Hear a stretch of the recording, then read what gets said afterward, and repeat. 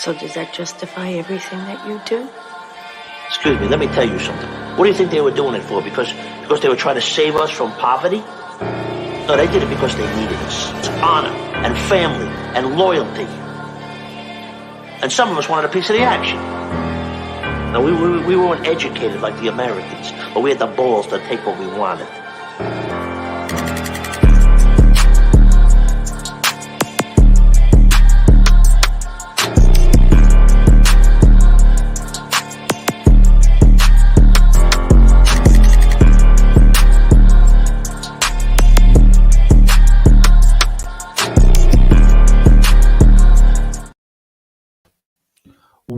Welcome to XFL Recap Week 4. I'm your host of Talking by the Lake, Evan Brogdon. You can find me on Twitter at BrogdonEvan. I have a very special guest today, a recurring guest, my friend Jamie. How are you doing? Hello, Evan. How's it going, everybody? XFL Nation. And hi, Evan. It's good to be on for the second straight week 4 of the XFL, and it was crazy. How you doing today, my man? I'm doing pretty well, actually. Thank you for asking. I'm excited. Before we get started, I will say that we have another guest coming on. Once he's ready, he'll be on the show. He's taking care of some home things right now. But you and I, Jamie, we're going to, before we get started, man, what'd you do this week? Well, Saturday was very hectic. I went to a Buffalo Sabres hockey game with my mom and dad. They played the New York Rangers, and unfortunately, they played a really good game, but lost in overtime 2-1 on a power play goal that sent the fans home a little disappointed, but they played really well. Well, I'm sorry to hear that. I'm very familiar with a certain team losing at the end of games and sending fans home. Talking about the Browns there, but that will save those tears for another day. I'm glad you had an exciting week. So, do you want to start with the very first game of the week, or is there a particular game you would like to start with? I'd like to move on to the second Saturday game because I wasn't there really to talk about the Houston-Orlando game. All I know is Houston really blew out Orlando 44-16, and Orlando's now 0-4, and Coach Buckley is going to be making more changes now, and it's getting to the point where he might replace his offensive coordinator now. It's getting that bad where it's going to staff changes now. Absolutely agree. When our other guest comes on, I'll recap on that one with him just because I have some things to say about the issues that are going on in Orlando. But we'll go ahead and start with the San Antonio Brahmas and the Seattle Sea Dragons. This game was a San Antonio loss. They lost to the Dragons 15-6. What were your thoughts on this game? It was surprisingly a low-score game throughout. Like when it was in the third quarter, Seattle was only up 9-6. And the reason why is I was very surprised. These were like these offenses were like the two top scoring offenses in the league. Seattle only had 9 points and San Antonio had 6. San Antonio, I was surprised because they're normally very well coached by Hines Ward, who was a wide receiver himself for a long time with the Pittsburgh Steelers. And June Jones is a very good offensive coordinator who's been in the NFL and in college for a long time. And he's got a great quarterback in Ben DiNucci and a wide receiver and Josh Gordon, who were putting up points galore in the last game when they won. And the over-under for that game was 40.5. And yes, Seattle only scored 15 points, and they nearly lost the game at the end where Ben DiNucci threw an interception with 1:25 left in the game. And Coach Jimmy Haslam called them out at the end of the game. But to be honest with you, I don't think June Jones should have called the passing play there at the end. He should have ran the ball there with 1:25 left in the game to kill the clock. I absolutely agree with you. I thought it was kind of funny that when DiNucci got up to his head coach, he told him he was going to kill him at the end of the game for throwing that pick. But again, like you said, you got to run the ball in that situation. I think the reason that the game was kind of underwhelming on the point side was due to the fact that both of these offenses run a similar scheme. If you look at the coaching tree for both of their offensive coordinators, they run a similar scheme. They have their own. They have their own pieces of the branch or their twigs on the branch, but they are there. Um, I felt like another reason was because Hines Ward knows some of the receivers, especially Josh Gordon. So being able to go with matchup ball, it kind of put both defenses on display because these are a lot of things that they've seen similar. I know that the Brahmas are the first team that Seattle has seen that runs a three-man front. And seeing how Seattle runs a three-man front, a lot of their protections, a lot of their things um, should have been able to pick up for both teams. Yeah. Go ahead. Go ahead. Sorry, I interrupted. Oh, you're good, buddy. That was pretty much my point. Go ahead. Yeah, like you said, we talk about the NFL being a copycat league. It looks like the XFL being partners with the NFL. They want to be a copycat league too, as a feeder league for the NFL. Absolutely. And I'm kind of worried about that. And we're going to bring in our special guest once he gives me the thumbs up. But um, I'm kind of worried about them being a feeder league. I understand what it does for the players, but how much control does the XFL still retain by being a feeder league and now being in partnership with the XFL? Are there certain rule changes? How does this protect the player? What rights do they get? Are there do their current contracts change because of the way that the players are treated? They get 2 free meals a day, um, free room, free board for where they're staying at, medical coverage, and they get a large lump sum every week on top of their bonuses at the end of the year for performance. But I'm going to bring in a very special guest before we get into that. This is a good friend of mine. Some of you in the Lake House Nation might know him as Sports Talking It. So we're going to bring him on and see what he thinks. How we doing, bud? What's happening, Evan? Jamie, how are you, man? Hey, Adam, how's it going? It's nice to Good. talk I to you. wasn't aware that we were starting. I missed that memo. But we yeah, were having trouble backstage, and then all of a sudden, I realized like Evan had the 8:15 go, and I tried to change it, and it wouldn't let me, so I didn't know what was going on. So then I got on the computer, and I saw we were live, and I was like, "Well, I missed that intro." Yeah, nah, we're all kind of time crunched here, so I didn't want to. At least I know I am. I didn't want to go too long. On the Well, that's technical. fine. I just didn't know. I just did not know. And then I just saw your text message too. Well, that's my fault. But Jamie, I actually wanted to get your thoughts on that. Now that the NFL is considering being having the XFL be a feeder league, what do you think of that?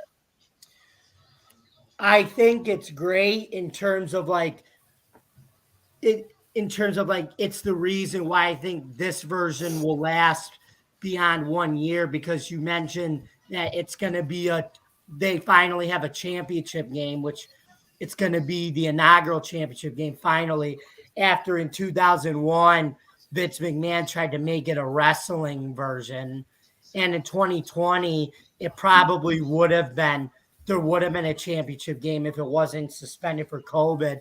And this year it looks like it's going to finally going to happen with a championship game plus an NFL brand.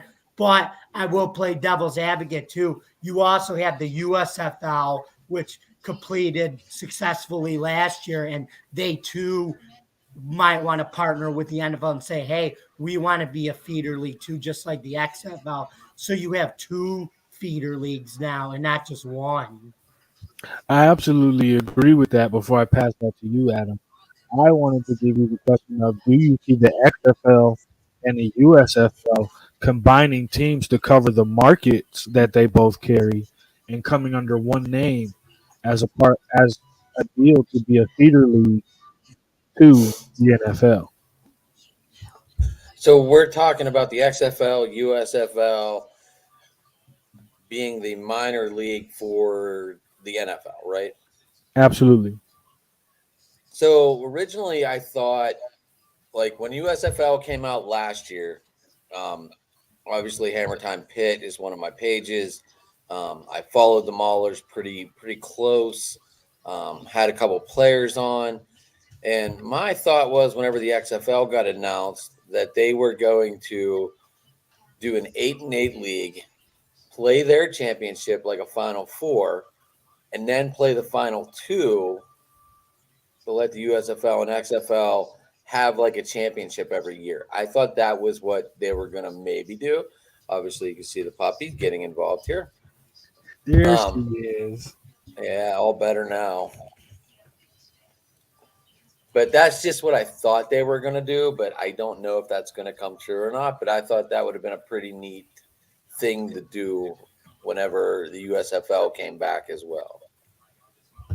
I actually like that idea. I would love for them to become one group. The USFL to pay homage and keep their original team. Let me show you why she's up here real quick. Oh, There's you a have. full ham. Yeah, I didn't realize it was on screen. But yeah, there's a full Wendy's bourbon bacon cheeseburger. So, Well, I like her taste. I definitely like her taste. But I got her a kids meal, the hamburger anyway, to mix with her food. So see, never leave her out. She's more spoiled than most people. yeah, I had to learn that the dog I got my dad eats better than me now that I'm out the Exactly. house. So it is what it is. But Um, Jamie, I definitely. Oh, were you done? Were you still going at him? no, go ahead. Go ahead. Jamie, I wanted to ask you for the game that you did see with the Brahmas and the Dragons, who was your standout player of the game?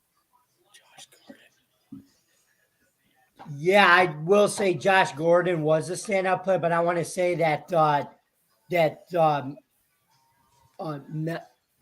Melvin the running back Oh, Marvin Ellison. Morgan Ellison, yes, Yes. the running back for Seattle. I mean, he really helped lay the way because especially like everybody says the stigma with a June Jones offense is air it out, spread, run and shoot, but they run the ball with those running backs in the offense, and Morgan Ellison really grinded it out with 15 carries for 65 yards, and he was the reason why they were able to grind the clock out and get game sealing touchdown. Didn't he also have 2 touchdowns as well, Jamie? Yeah, 2 touchdowns, and including the game winning one that made him win 15-6 in a low scoring game. Wait. He had 2 touchdowns?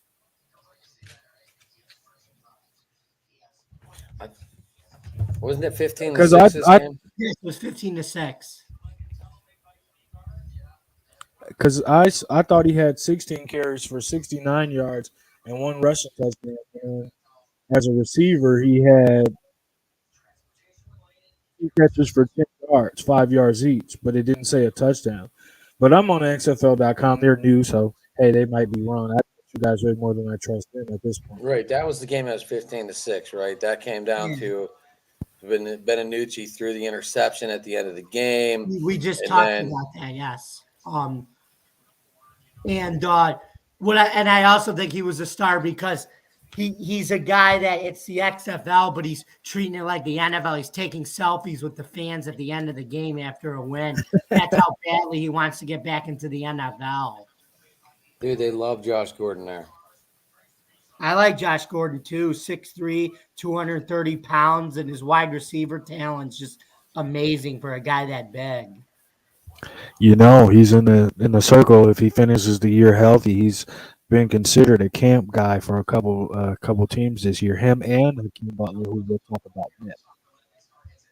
Wait, you kind of faded out there. Who did you say? Josh Gordon and who? Hakeem Butler. Oh, yeah. Hakeem Butler, another big guy, 6'6", 230. Yeah. So we're going to make the Vipers have Brandon Dillon, right? Yeah, I think they do. Mm-hmm. And Martavis Bryant. He's with the Vipers. Yep, the Vipers. Yep. So, Adam, do you have any thoughts before we transition to our next game? I just didn't understand why they didn't run the ball more towards the end of that game. I mean, when Danucci threw that interception, and it was a dumb throw That's from Ben an ex DiNucci. NFL quarterback. That was a dumb throw. He should know better than that. But maybe that's why he's in the junior level again. I agree, but like Jamie and I were talking before you came on, I we blame the offensive coordinator because your running game was finally starting to click in the second half, and you don't ball. Well, And Benanucci, he made it. That was a bad pass. true, but he is going to his number one receiver. So who are we going to blame? The bad pass or the bad call? I guess both. That's fair with me. So we're going to make our transition to honestly my favorite game of the week for me, which is the Battlehawks of St. Louis versus the Renegades of Arlington. I know I said that kind of weird, but this was a good game until the end for me. I was absolutely a fan of the way this game came out. It was 24-11 as a final for St. Louis, who gets a rebound here. You're looking at two teams that came into this game that were both 2-1 to see who really is going to be one of the top dogs in the XFL, which sets up something else we're going to talk about at the end of the show before we get out of here. But Jamie, I'll let you go first. What were your thoughts on the Battlehawks Renegades game? Hey, they did it. The St. Louis Battlehawk fans, they broke the spring record, over 38,000 people, little short of 40,000 at that Dome of America Center, which was great to see. McCarron led it. He spoke it, and they did it. The record was broken. McCarron, he started out with that interception right off the bat. That was kind of like it seemed like, but that seemed like maybe his wake up call, because after that he really started getting more focused. I felt, Absolutely. but he threw that interception to a former Battlehawk. He sure did. I for whatever reason, I've had this feeling for AJ McCarron that when he starts games, he starts out as a Cincinnati Bengal, and then midway through the second quarter, on into the third and then the second half, turns back into the AJ McCarron we all wanted to see when he came out of the draft out of the University of Alabama. And you can point to the things that he's been doing because a lot of guys are talking about the command and the respect that he demands in the huddle and in the locker room. And a lot of the calls that we've been watching him making adjustments and highlights, we have finally been told that those uh, changes, those hot routes, those calls that he's been making are adjustments that he learned at Alabama. So I'll save the next part of my statement for before we go to the next. But Adam, I'll go with you first this time. Who is your player of the game or player of the game? I'm glad Devon Smith is getting a second chance here. I know it's not with the USFL, but everyone remembers last year with the Pizzagate, and then him getting booted off of the Maulers before the games. I'm glad he's getting a second chance here. Some people said it was him being disobeying the rules of what they had in place. But no one really knows the story. No one really knows. Mm-hmm. All I know is they had to come up with something, and they made it pizza. Absolutely. But I'm glad to see he's still playing. I know they lost, but he did have the touchdown for the Renegades. So it's not my player of the game, but it was my feel good moment. Seeing Absolutely. him still going. I definitely have won this game, but I'll go to Jamie before I go to myself. So, Jamie, what was your play of the game? Feel good moment, feel good story, or My feel good moment actually came from the losing team in the Arlington Renegades. Kyle Sloter. They were they were losing 17-3, and it was right after he threw an interception. He was watching the film on his tablet. He led the guys right down to a touchdown pass drive, and he threw a 2-point conversion to make it 17-11. And to be honest with you, I think Kyle Sloter, when they made that switch, the Renegades, the quarterback switch from Plitt to Sloter, I think Sloter gives them a chance to win games and potentially be a sleeper team in the second half. But his receivers keep dropping balls for him, and they're not helping him put him in a position to win. Jamie, did you watch Sloter last year with the Breakers? Not really, but I did watch the USFL. I think they did go 6-4 under him though, but his touchdown to interception ratio was 9-11. So, and we you got to keep interview impressing him me on every week. Gridiron too. He was a great guy too, and a great interview on a Zoom call. Cal Slaughter is a very nice gentleman. I did not get a chance to talk to him live, but I did talk to him on the Twitter. Like, we just never made a show, but we did talk on Twitter. Mm-hmm. Go ahead, Devin. You got to tell me your secrets, man, because I can get a guess. I'm getting better at getting a guess, but when it comes to like getting a player, for whatever reason, it's just like it doesn't work. But I will share. I'll get out my feelings, guys. I'll get out my feelings. I promise. I will. Dig deep, buddy. Dig deep. I I am really sorry got to for dig my deep. parents, but I literally just got home. I'm just in a sweatshirt that's still Hey, work look, and work dirty. you good, man. We all got to make a living somehow. But my feel good story for this game was Hakeem Butler.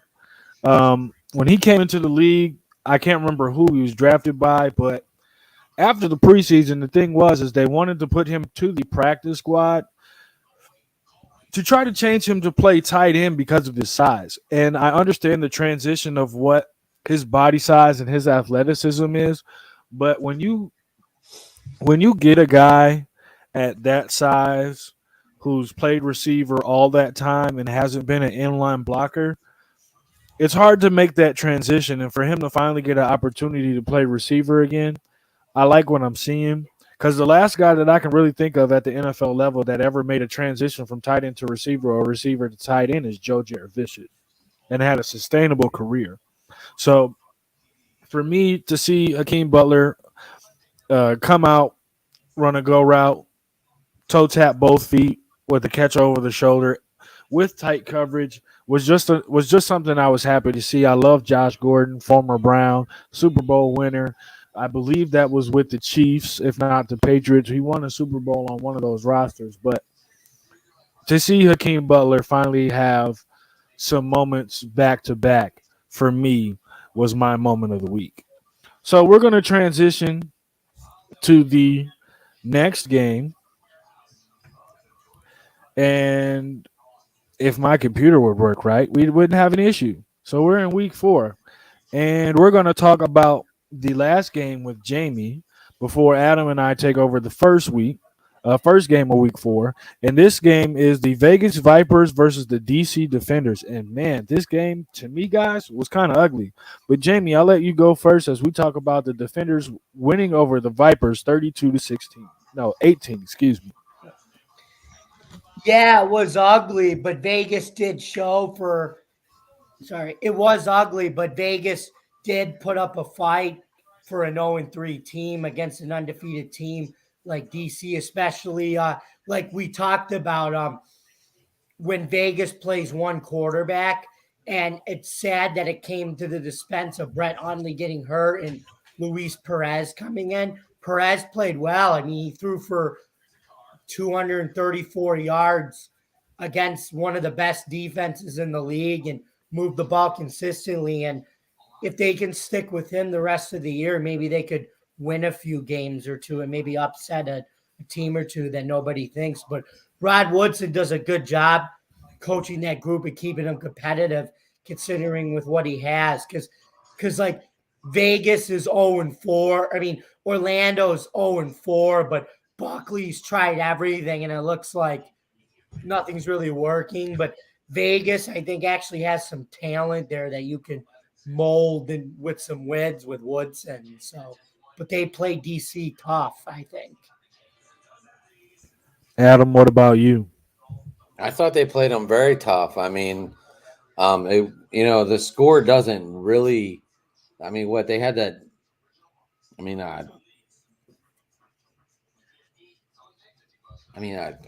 didn't know why Perez was in that game. I didn't know the other guy got hurt. But Jordan Tamu, or did I say that right? Yes. Tamau.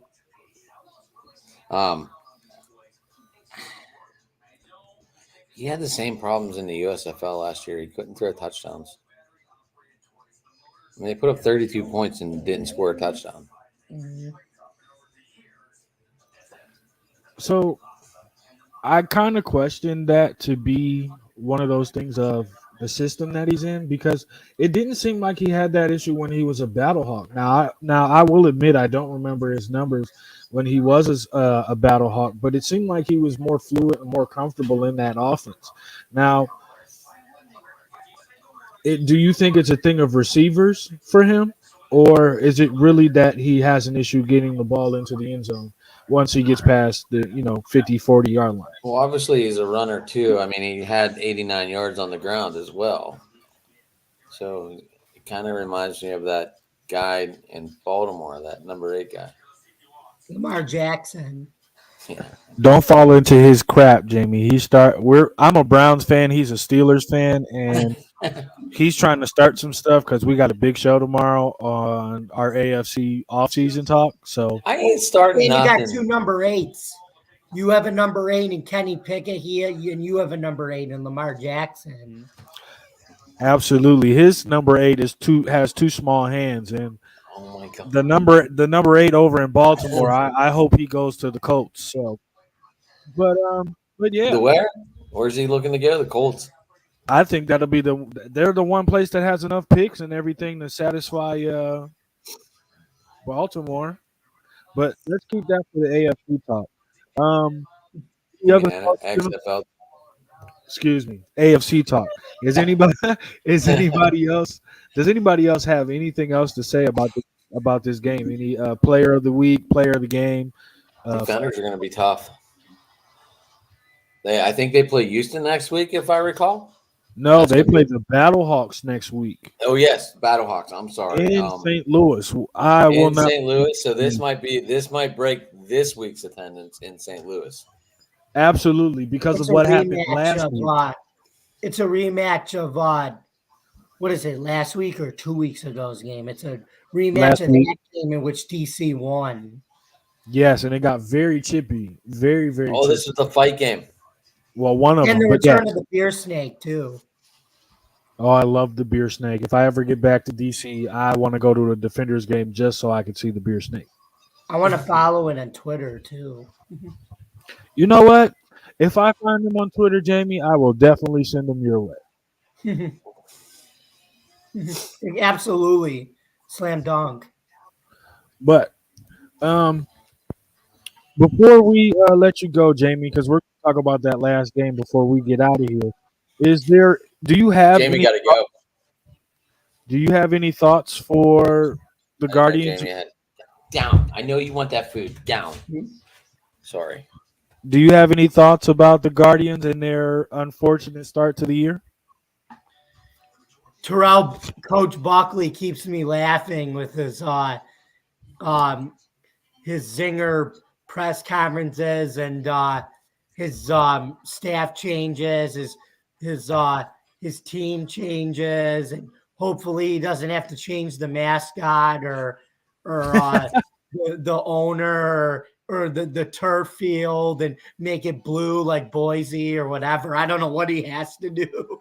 I love the guy though. He's great. He's great for the sport.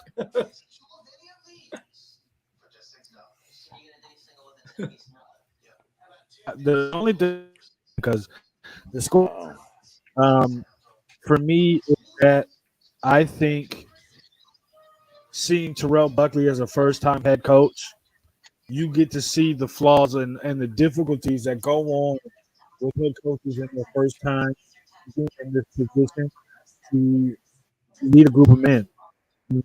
I think the way he handles his coaches, the way he handles his players, the way he shows his emotion affects guys on the sideline and guys on the field.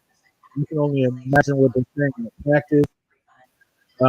But I will say this: I'm glad that these guys are still fighting and that they have given each other an opportunity to at least be competitive in these games. I think that yes, this week they got destroyed, but last week they were in it until the end. I think the only thing that I would do if I were the Guardians is I would stick with Paxton Lynch an entire game, or I'm going to stick with DeAndre Francois for an entire game and stop I jumping back.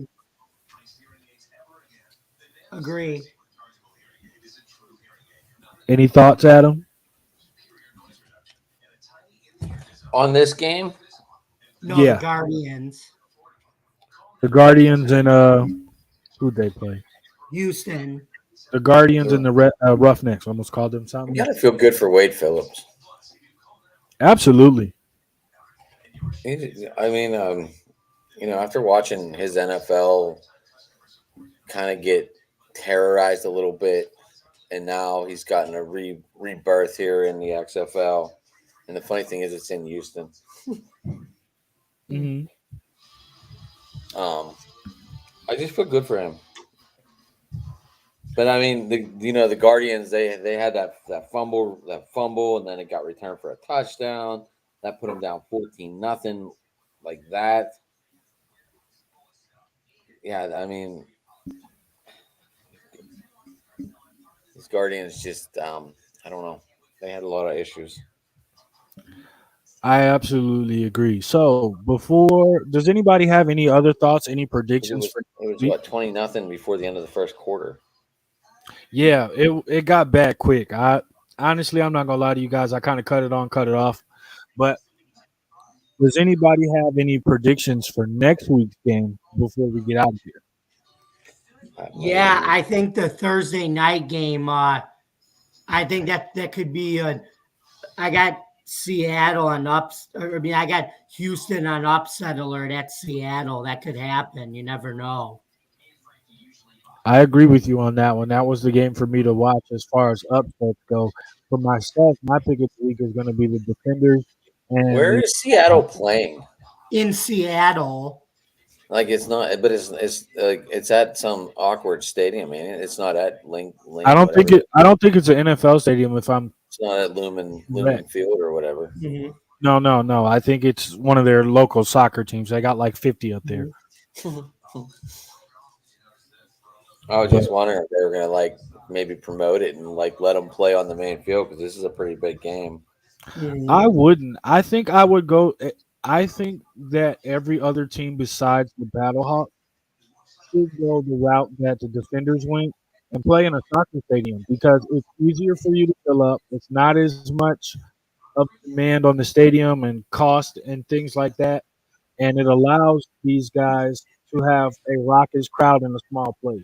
Because if you think about it, if I'm only getting 20,000, 15 to 20,000 people in a soccer stadium is a lot better than 15 to 20,000 in Lincoln Financial Field. Right. And It looks more. It looks yeah, more full. It looks more right. full. Sure. Exactly. Exactly. So I still think Houston wins this game. I just are do. you are you calling for a blowout? No, I think it's going to be a really good game. It could be a coin toss though. I mean, it looks like Josh Gordon's coming into a real football zone lately, and he's becoming like a one-man wrecking crew out there, like we was in that land by the lake up there in Is your it too lake tough house. for you to say? I know Cleveland Browns. I got you. Oh, okay. But I've always been a fan of Josh Gordon. He just could never stay out of trouble. Yeah, and that's unfortunate. But let's preview the last two games and then we'll get on out of here. We have the Guardians versus the Vipers, and I have the Vipers getting their first win, seeing how Luis Perez will be the starter for that game. Mm-hmm. Any other thoughts, gentlemen? I'm taking Vipers. I like his Brandon Dillon kid. I like the Vipers, but I don't. I think it's going to be a rout, even though it's 0-4, and Luis Perez is going to start at quarterback. Absolutely. And Jamie, I'll let you go first on our last game as we have the Brahmas and the Renegades. I'm gonna go with the Renegades. I think Kyle Sloter bounces back this week if his receivers do a better job of catching the ball for him. But never underestimate a Heinz Ward coach team too. Even at 1-3, they're still in it. The Brahmas aren't out of it yet too. But I like the Absolutely. Renegades. What about you, Adam? I like the Alamo Dome. I think their Brahmas get it this week. I think the Brahmas lose late. I think Kyle Sloter pulls it out just because he's been having some issues with the receiving core. And as far as the Guardians and the Vipers, I think the Vipers are going to pull away in the second half. I think this is the one game that the Guardians will actually win, but I don't think that they will. So, with that being said, guys, we've given our preview, we've given our recap. So, Jamie, before we get out of here, buddy, tell everybody where they can find you. Wait, I'm sorry. What'd you say? I couldn't hear you. Before we get out of here, tell everybody where they can find you, bud. You can find me at my Twitter account, which is Jamie Malloy at DJ Dog Tags. Go on and follow me on there. I got 998 followers, and I'm 2 away from getting to 1,000. So you can follow me there at once again at DJ Dog Tags. It would be appreciated. I'd like to get that 1,000. You know what? We're going to do what we can once we get off of here as far as our group goes to get you over 1,000 followers, buddy. Congratulations. I'll definitely tell you this. Once you get your first 1,000 followers, it's not hard to grow after that. It's all about getting that too, though, Jamie. It's all about getting that too. Mm-hmm. Is that on the BRX link? What?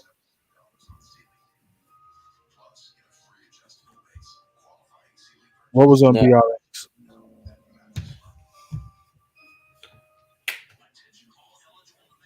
Well, while he's losing his mind over there like a normal Steelers fan, I'll go ahead and let everybody. My dog is going nuts. Can you not hear?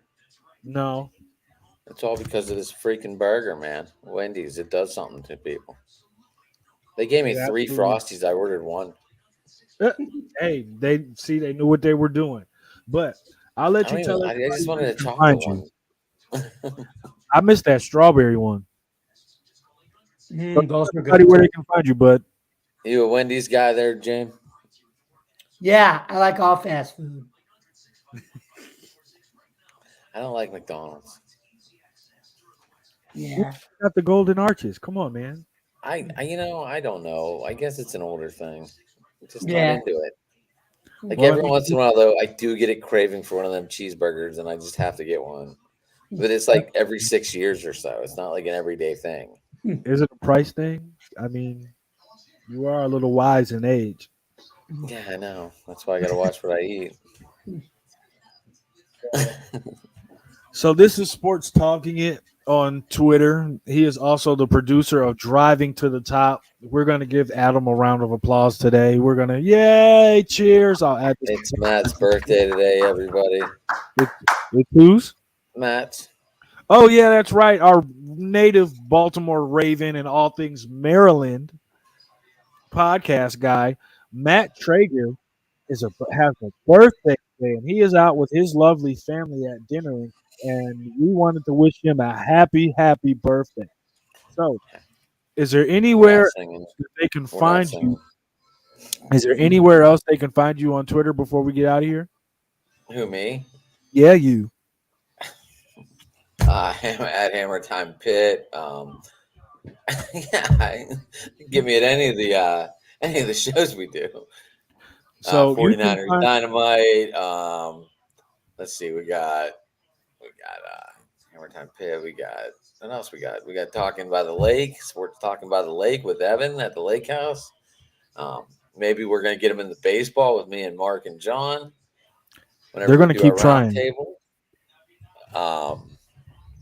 Let's see, we got Matt and Josh in Baltimore. That should be a fun show tomorrow, Evan. I'm looking forward to it. Absolutely. And let's not forget our key guys and the guy that wasn't And able the to wrestling today, crew. the wrestling crew. So if anybody is watching this, or Jamie, if you're an AEW fan, we have a great podcast with these guys, with Marcus and Dylan and Jordan. well, Brody I'm Lee. sorry, Mark, guys. wait. I haven't really met you yet, but I have watched the show. It's great content over there. Those guys are far ahead of the game when it comes to AEW, WWE, all wrestling content. But for myself, I am Evan Brogdon. You can find me on Twitter at Brogdon Evan. You can find me at Talking by the Lake. You can find me at XFL Football 23, all on Twitter. I love to talk. I follow back. Come give it a chance, and we can love talking sports together. But thank you for joining us on XFL Football Week 4, and we will see you guys same time next week. Mhm.